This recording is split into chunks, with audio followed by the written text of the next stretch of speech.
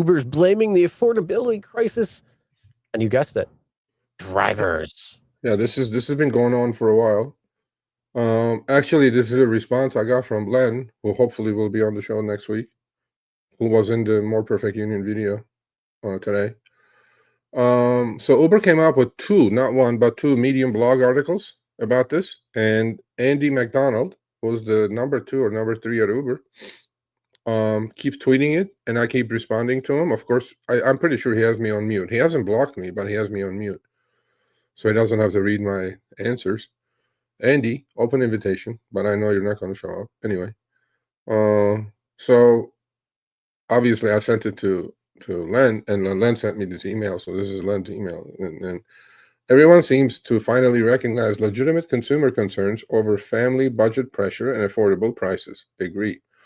Just the other day, President Trump and New York City Mayor elect Zohran Mamdani, strange bedfellows, met and sang from the same hymn book on the subject. So affordability is it's going to be a big keyword during the midterm elections and the next big cycle elections. Okay, look, affordability is not getting better, folks. I mean, look, you can be for Trump, you can be for whatever.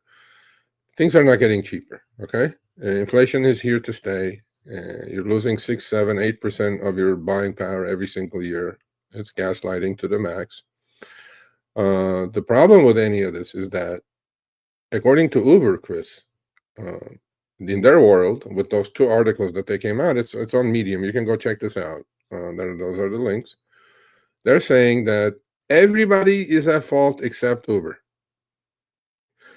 They're not saying that they have raised the prices, without any of this stuff, but let's get into it a little bit. They are the hapless victims of bumbling government agencies, greedy insurance companies, and ambulance-chasing lawyers that are shamelessly raising taxes, fees, and insurance premiums while imposing economically ruinous minimum driver pay requirements in several states.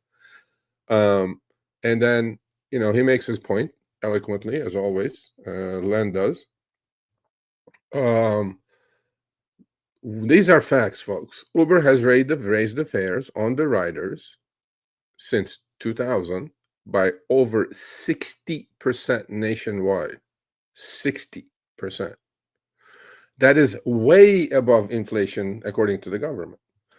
At the same time, Uber has lowered driver pay by 20%. That excludes inflation. If you adjust it to inflation, drivers are making absolute fucking peanuts compared to 2020.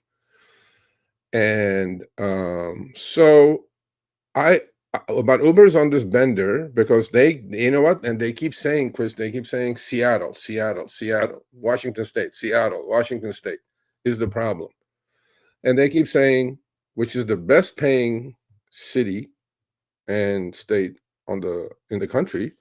They keep saying, yeah, it's these crying heart liberal, city councils, and that they pass these laws, and the drivers make too much money, and insurance companies screw us, and ambulance chasing lawyers screw us. Everybody screws up. Oh, by the way, we have raised the fares by 60% since 2020 on the rider.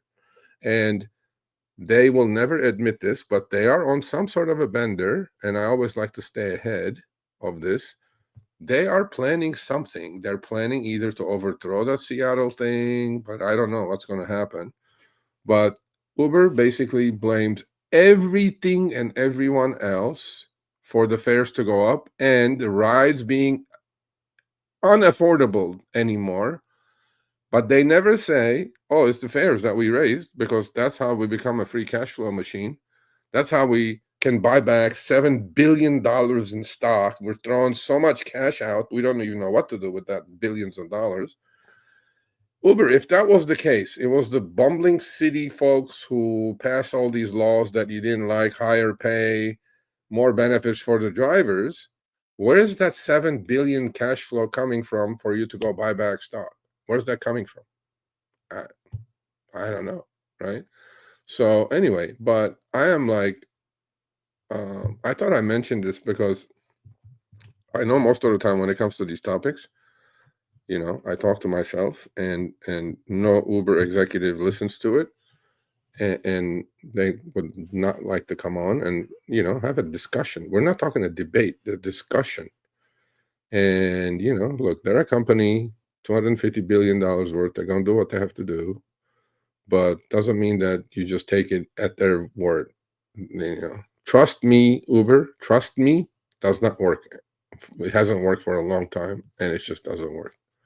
So there you go.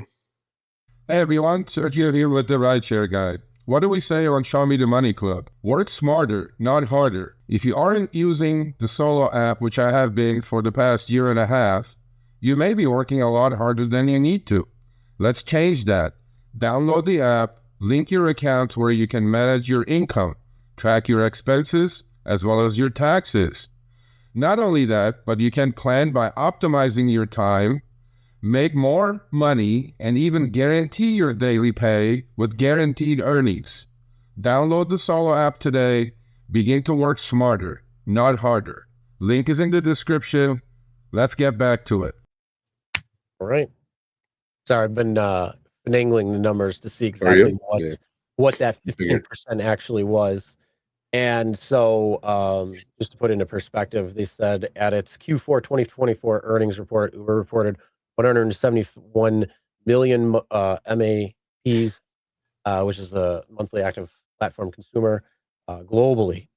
More recent reporting, Q3 2025, puts that number at 189 million globally.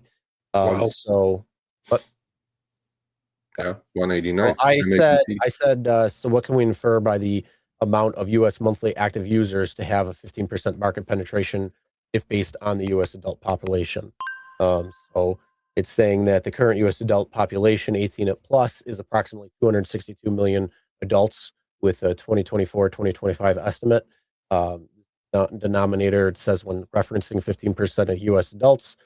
So they're saying that the market penetration would be 39 million actual monthly active users, or MAPC. Okay. Well, yeah, I take that. And if it's truly 15%, it's really low.